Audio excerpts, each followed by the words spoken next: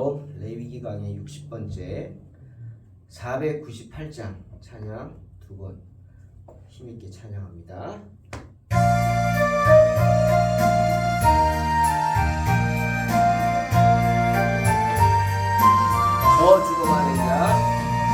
저 죽어가는 자 다 구원하고 죽음과 죄에서 건져내며 죄인을 위하여 은혜 통하며 예수의 공로로 구원하네.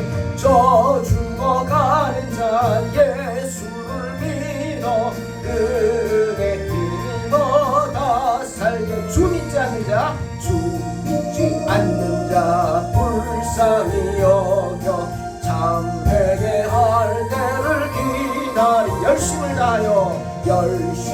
다하여 인도해보세. 예수를 믿으면 다 살겠네. 아멘. 저 죽어가는 자 예수를 믿어 그 은혜 힘입어 다 살겠네. 저 죽어가는 자 구원해내야 우리의 본분을 다 하리니. 예수의 구원을 전파할 때에 그 크신 능력을 다 주시네. 아멘. 저 죽어가는 자 예수를 믿어 그 은혜 힘입어 다 살게. 한 번 더. 저 죽어가는 자 다 구원하고 죽음과 죄에서 건져내며 죄인을 위하여 은혜 통하며 예수의 공로로 구원하네. 아멘. 저 죽어가는 자 예수를 믿어 그 은혜 힘입어 다 살겠네. 주 믿지 불쌍히 여겨 참 회개할 때를 기다리네. 열심을 다하여 인도해보세. 예수를 믿으면 다 살겠네.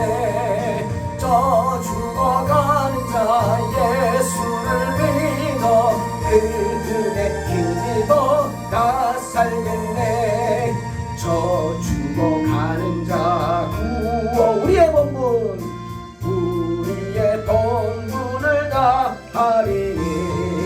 예수의 구원을 전파할 때에 그 크신 능력을 다 주시네. 할렐루야. 저 죽어가는 자 예수를 믿어 그 은혜 힘입어 다 살겠네.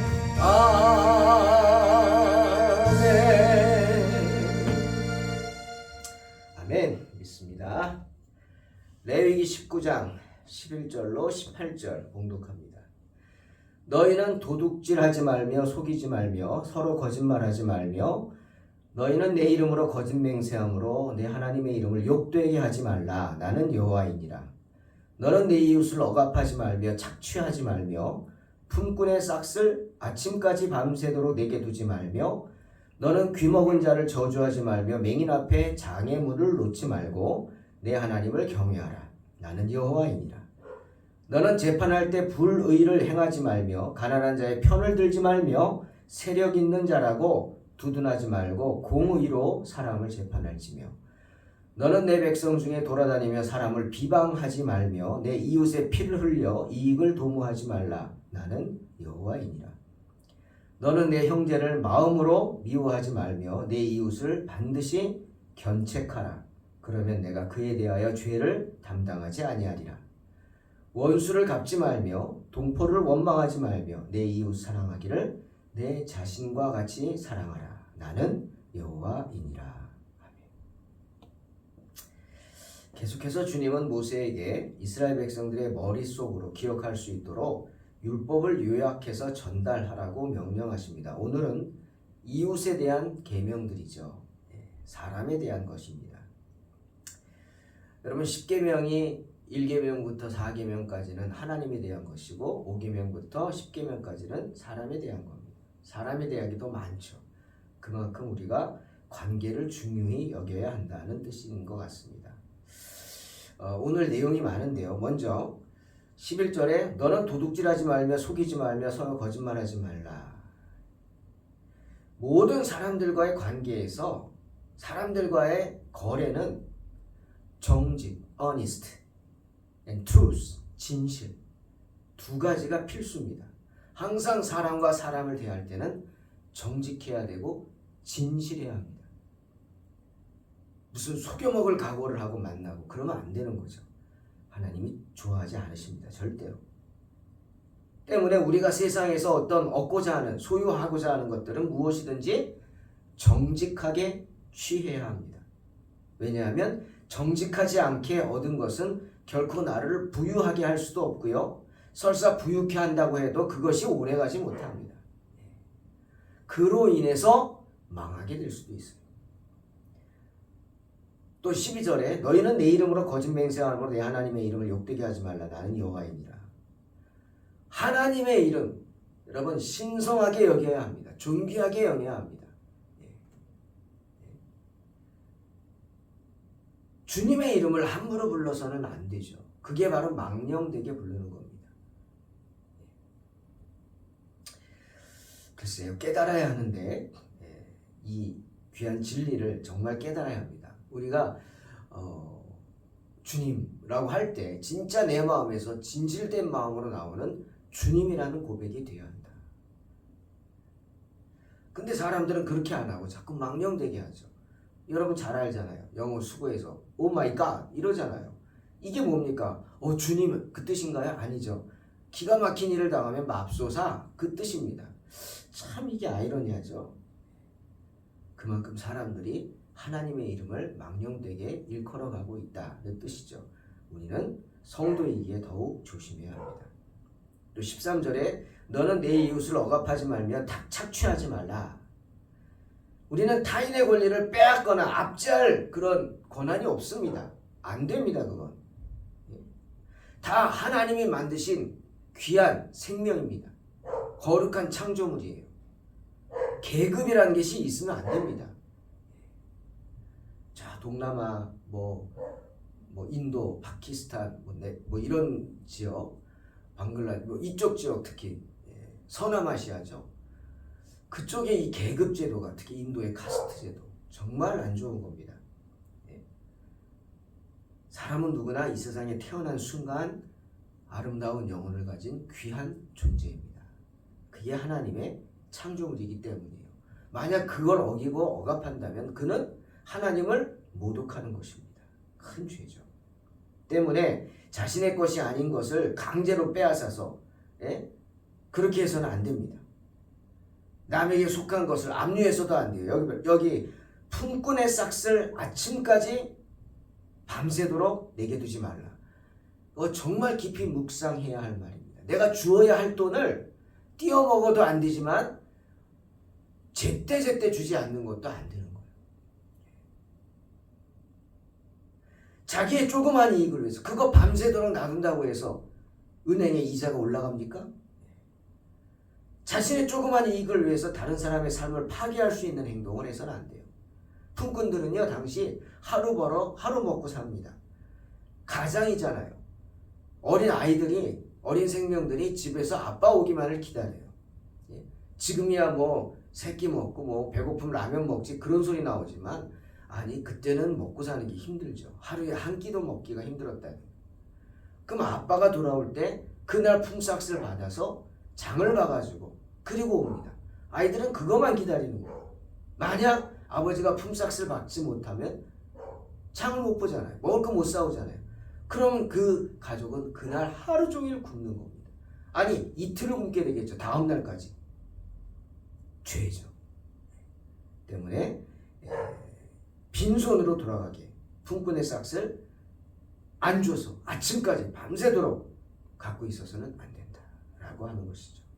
또 14절에 너는 귀먹은 자를 저주하지 말며 맹인 앞에 장애물을 놓지 말라. 기가 막힌 얘기입니다. 왜 이런 말이 있을까요? 사람들이 이렇게 산다는 거예요. 예? 아니 귀먹은 자를 향해서 저주를 한다? 못 알아듣는다고 막 저주해요? 사람이 아니죠. 맹인 앞에 장애물을 놔요? 보지 못한다고 걸려 넘어지라고 막 장애물을 놔요? 정말 나쁜 신보죠. 예? 놀부 신보입니다. 이거는. 때문에 우리는 스스로 자신을 돌볼 수 없는 그런 사람들, 그런 분들의 명예, 안전에 특별한 관심을 기울여야 합니다. 때문에 우리는 더불어 살고 함께 사는 사회예요. 장애인들을 외면하면 안 되고 함께 할 수 있도록 특히 교회가 앞장서야죠. 그래서 뭐 저야 뭐 아직도 새 사는 교회지만 하나님께서 허락하신다면, 하나님이 성전을 주신다면 턱이 없는 교회, 그리고 계단이 있어도 계단을 이용하지 않아도 되는 교회, 그렇게 하고 싶은 마음이 간절합니다. 언제나 장애인들도 편하게, 노인들도 올 수 있는 그런 교회가 되기를 원하는 거죠. 그렇게 악한 마음, 귀먹은 자를 저주하고 맹인 앞에 장애물을 놓고 그렇게 악한 마음을 품고 살아서는 안 됩니다. 그러한 행위는 고통당하는 자들에게 더 큰 고통을 가중시키는 악한 행위입니다. 때문에 금령으로서, 계율로서 맹인을 돌보고 그들 앞에 있는 걸림돌 제거하고 귀머거리를 돌보라 말씀하시는 겁니다. 유대 서기관들은 이렇게 말합니다. 소경 앞에 장애물을 놓는 그런 야만적인 행위를 하는 사람 아무도 없을 것이다 라고 생각하고 이런 비유를 했다 그래요. 근데 아니죠. 정말 그런 사람들이 있습니다. 상징이라고 이렇게 했다는 거죠. 이런 사람이 없지만 이래서는 안 된다. 근데 정말 역설적으로 우리가 사는 세상에는 이런 사람들이, 이런 악한 사람들이 많다는 게 문제죠. 이 말 속에는 순진하고 어리숙한 사람, 단순한 사람들, 저도 굉장히 단순한데요. 그래서 옛날부터 대학생부터 친구들이 제 별명을 지어줬죠. 제 별명이 아메바입니다. 아메바 단세포 생물이잖아요. 저 단순하거든요. 좋으면 좋다, 싫으면 싫다, 꿍하고 그런 거 없습니다. 그래서 굉장히 사람들이 저를 다 뚫어보죠. 그게 장점도 될 수 있다 그래요. 장점이라고 그러더라고요. 나는 뭐 이렇게 투명하니까 그런 게 없어서 편하고 감사한 얘기일 수도 있지만 저는 그게 어떤 때는 좀 싫습니다. 그걸 막 악용하는 분들이 있어요. 하지만 그렇게 단순하고 쉽게 속임을 당하는 자들을 나쁜 꾀를 써가지고 손해를 끼치는 짓을 하지 말아야 합니다. 왜? 나는 여호와이기 때문에 그 하나님을 경외하라 말씀하십니다. 그런 행동들을 하나님은 제일로 미워하시기 때문이에요. 다음 15절. 너희는 재판할 때 불의를 행하지 말며 공의로 사람을 재판하라. 재판관들이란 권력을 갖고 있습니다. 사람을 감옥에 넣기도 하고 빼기도 하고 죽이기도 하고 살리기도 하고 큰 권력이죠. 그런 재판관들이 편파성을 가지고 있으면 안 되겠죠. 공정하게 판결해야 합니다. 특히 오늘 말씀에 눈에 들어오는 게 가난한 자의 편을 들지 말라 합니다. 뭐 부자의 편을 들지 말라가 아니라 가난한 자의 편을 들지 말라. 가난한 자의 송사라고 해서 동정한다고 해서 그 사람 사정 봐줘서도 안 된다는 거예요. 그것도 공평치 않다는 거예요. 죄는 죄입니다. 죄는 죄입니다. 죄를 물을 땐 물어야 되는 거예요. 공평하게 물어야 합니다. 설사 가난한 자에게 자선을 베푼다 할지라도 법적으로 정당하게 주어지는 권리 안에서 부여해야지 그걸 넘어서는 안 된다. 그것도 불공정이다라는 거죠. 과오에 대한 정당한 처벌을 가난하다는 이유로 면제해 주어서는 안 된다. 뭐 이런 뜻이겠죠. 유대 랍비들의 말 보니까 재판할 때 불의를 행하지 않는다는 게 뭐냐? 재판관들이 법에 따라서 다투는 무리가 있다. 그러면 야, 너 좀 앉아서 얘기해. 너 서 있어. 라고 해서는 안 된다는 거예요. 또 어떤 사람 마음대로 말하고 해. 말해봐. 넌 말하지 마. 가만히 있어. 라고 해서는 안 된다는 거예요. 이렇게 편파적이죠. 세력 있는 자라고 두둔하지 말라. 말씀하시잖아요. 야고보 2장 1절 4절 뭐라 그럽니까? 내 형제들아 영광의 주 곧 우리 주 예수 그리스도에 대한 믿음을 너희가 가졌으니 사람을 차별하여 대하지 말라. 만일 너희에게 금가락질 회당에 금가락질을 끼고 아름다운 옷을 입은 사람이 들어오고 또 남루한 옷을 입은 가난한 사람이 들어올 때 너희가 아름다운 옷을 입은 자를 눈여겨보고 말하되 여기 좋은 자리에 앉으소서 하고 또 가난한 자에게 말하되 너는 거기 서 있든지 내 발등상 아래 앉으라 하면 너희끼리 서로 차별하며 악한 생각으로 판단하는 자가 되는 것이 아니냐? 야고보도 말합니다. 불공정하다는 거예요. 그렇게 차별하듯 불의를 행하지 말라 라고 합니다. 또 16절 너는 내 백성 중에 돌아다니며 사람을 비방하지 말라. 정말 중요한 얘기입니다. 여러분 나는 재미삼아 하는 왜 그런 말 있잖아요. 재미삼아 던진 돌에 개구리는 맞아 죽습니다. 정말 깊은 뜻이 있어요. 나는 재미삼아 연못에 돌을 던졌어요. 근데 그 돌에 맞은 개구리는 죽습니다. 나는 재미삼아 그냥 험담하는 게 재밌잖아요. 남 흉보는 거 칭찬하는 것보다 칭찬하면 괜히 막 배 아프잖아요. 그러니까 막 흉보려고 그러죠. 재밌죠. 근데 그것이 상대방을 죽게 할 수도 있어요. 이웃의 명성에 해를 끼치는 건 금해야 합니다. 잠언 11장 13절 두루 다니며 한담하는 자는 남의 비밀을 누설하나 마음이 신실한 자는 그런 것을 숨긴다. 분명히 말씀하시죠. 고자질장이가 되지 말래. 고자질장이가 되어서는 안 된다. 이 집 저 집 돌아다니면서 그냥 나쁜 소문 퍼뜨려서 서로 간에 그냥 이간질을 시키고 중상모략하는 우리 지난주에 얘기했죠? 이간질은 누구 특기예요? 사탄의 주특기예요. 사탄의 주특기가 이간질이에요. 내가 이간질을 한다. 그럼 그 순간 여러분 가룟 유다에게 들어갔던 사탄이 넬람 여러분에게 들어갔다고 생각하시고 회개해야 합니다. 돌이켜요. 나쁜 소문을 퍼뜨리고 서로 간의 관계를 중상모략하는 행동 절대로 안 됩니다. 때문에 내 이웃의 피를 흘려 이익을 도모하지 말라라고 하시는 겁니다. 만일 내 이웃이 결백하다면 내 이웃을 대적하여 증인이 됨으로써 죽을 지경에 이르게 하지 말라는 겁니다. 악한 자의 편에 들지 말라는 거예요. 잠언 24장 11절에 이 말씀하세요. 너는 사망으로 끌려가는 자를 건져주며 살육을 당하게 된 자를 구원하지 아니하려고 하지 말라. 이게 뭡니까? 고소당한 자가 있어요. 근데 그 사람이 결백해요. 내가 알아요. 그럼 증언해 줘야 된다는 거예요. 알면서도 가만히 있으면 돼요? 안 돼요? 안 된다는 거예요. 구원하지 아니하려고 하지 말라. 이건 뭐예요? never. 긍정입니다. 더 긍정. 강한 긍정입니다.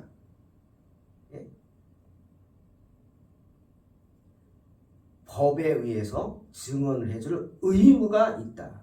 외면하면 안 되죠. 왜? 나는 여호와이기 때문에. 하나님이 모든 것을 다 지켜보고 계시기 때문입니다. 17절 너는 내 형제를 마음으로 미워하지 말며 내 이웃을 반드시 견책하라. 그러면 내가 그에 대하여 죄를 담당하지 아니하리라. 정말 힘들지만 중요하고 꼭 해야 하는 일입니다. 그게 뭐냐? 견책입니다. 그 방법은 사랑입니다. 이웃을 사랑으로 견책해야 할 의무가 있어요. 에스겔에서도 나오잖아요. 피값을 찾으리라. 어떤 잘못하고 죽어가는 사람이 있으면 가서 내가 특히 아는 사람이면 얘기해줘야 합니다. 그러지 말라. 그러지 말라. 그런데도 그 사람이 말을 안 듣고 악한 길로 가서 죽으면 그 사람은 자기 죄에 죽는 거예요. 그런데 내가 알면서도 말하지 않았다. 근데 그 사람이 죽었다. 지옥 갔다. 그럼 그 피값을 주님은 나에게서 찾는다. 에스겔서에서 무서운 말씀하시죠. 그 이야기입니다. 만일 우리 이웃이 우리에게 어떤 악한 일을 한 것을 알았어요. 내가 악한 일을 당했어요. 저 사람 때문에. 그러면 당연히 원한이 생기죠. 하지만 원한을 품거나 특히 그를 아는 사람이다. 같은 성도다. 멀리하면 안 된다. 오히려 그에게 공정하게 사리를 설명하면서 그 잘못을 깨우쳐 주도록 노력해라. 힘들죠. 하지만 그게 하나님의 뜻입니다. 때문에 누가복음 17장 3절에 주님 말씀하세요. 너희는 스스로 조심하라. 만일 내 형제가 죄를 범하거든 경고하고 회개하거든 용서하라. 이것이 주님께서 보여주신 법칙입니다. 이웃이 하나님께 대하여 죄를 범할 경우 그를 책선해야 한다. 어려운 말이죠. 책선. 책하고 선을 주장하라는 거예요. 즉 바르고 어진 일을 하도록 권하라는 거예요. 왜? 벗이니까. 왜? 사랑하기 때문에 시편 141편 15절에서도 말씀하십니다. 의인이 나를 칠지라도 은혜로 여기리라. 의인이 나를 쳐도 나를 위해서 나를 사랑해서 하는 말이겠거니 은혜로 여긴다. 그러니 우리는 서로에게 우정 어린 책망을 해야 할 의무가 있고 책망을 하거나 받을 때는 사랑으로 해야 한다는 사실을 명심하시기를 주의 이름으로 축원합니다. 마지막으로 18절 원수를 갚지 말며 동포를 원망하지 말며 내 이웃 사랑하기를 내 자신과 같이 하라. 나는 여호와이니라. 형제애죠. 우리는 모든 악한 마음을 버리고 형제애를 실천해야 합니다. 이웃사랑, 내 몸 사랑 이거죠. 이웃사랑하기를 내 몸과 같이 살아. 아무에게도 불만 품지 마세요. 피곤하잖아요. 여러분 누군가를 미워하는 것처럼 피곤한 거 없어요. 제가 먼저 인천에서 담임 목회할 때 정말 힘들게 했던 사람이 있었어요. 성도가. 지금 보니까 상처가 많아서 그런 것 같아요. 어디 풀 데가 없으니까 가장 만만한 게 목사 아니에요. 목사한테 그런 것 같아요. 참 앞에서는 잘하는데 뒤에서 그렇게 나쁘게 하시더라고요. 또 한 사람은 그 원로 목사 며느리인데 정말 앞에서는 살살거리는데 젊은 여자가 아주 못된 짓만 하는 거예요.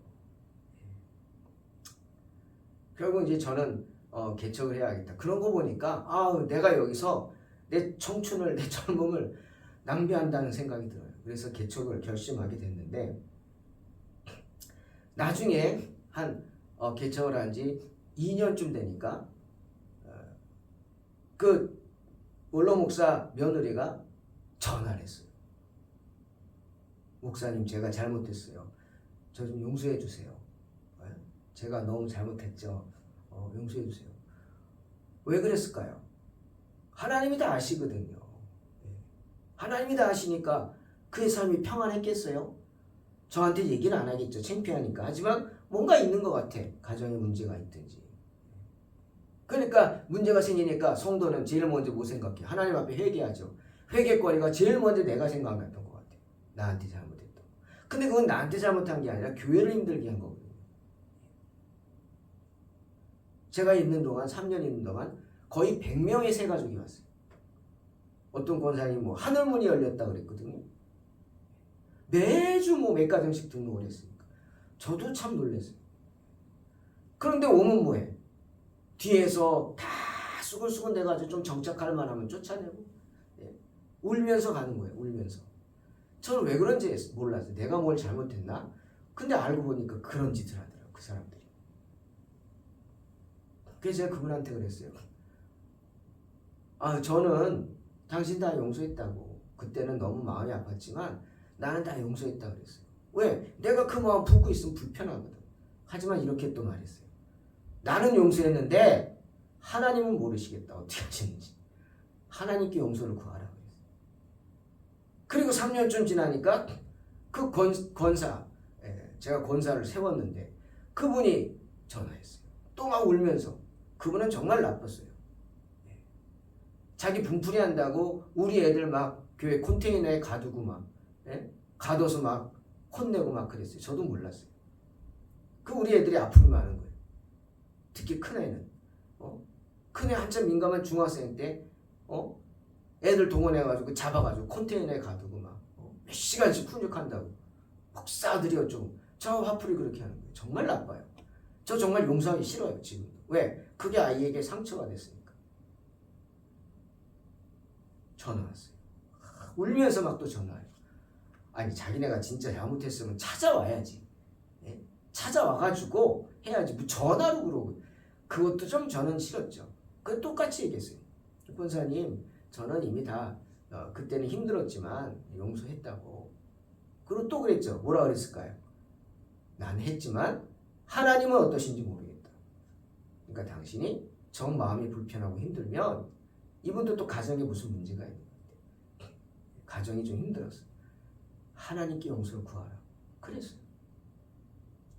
여러분 마음에 품지 마세요. 쌓인 거 여러분이 어떤 상처받았어요? 혹시 주의 종에게 성도들에게 받을 수 있어요. 왜? 그도 사람이니까. 목사도 사람 아닙니까?